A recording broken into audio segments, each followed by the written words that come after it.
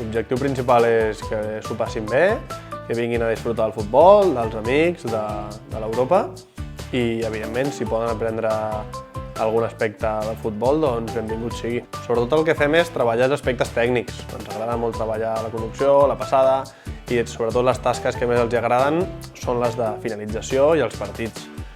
Després d'esmorzar, de 12 a 1:30, fem la competició interna, que és l'activitat preferida dels nostres jugadors i realment surt bon nivell allà, surt nivell competitiu i surt un molt bon nivell tècnic.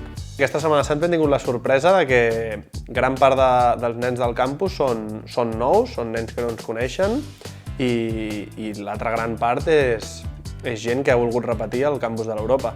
Això per nosaltres és una gran alegria, poder captar nous jugadors, poder fomentar l'europeisme i, evidentment, també fidelitzar els altres nens que han vingut a l'estiu o al Nadal o la Setmana Santa de l'any passat.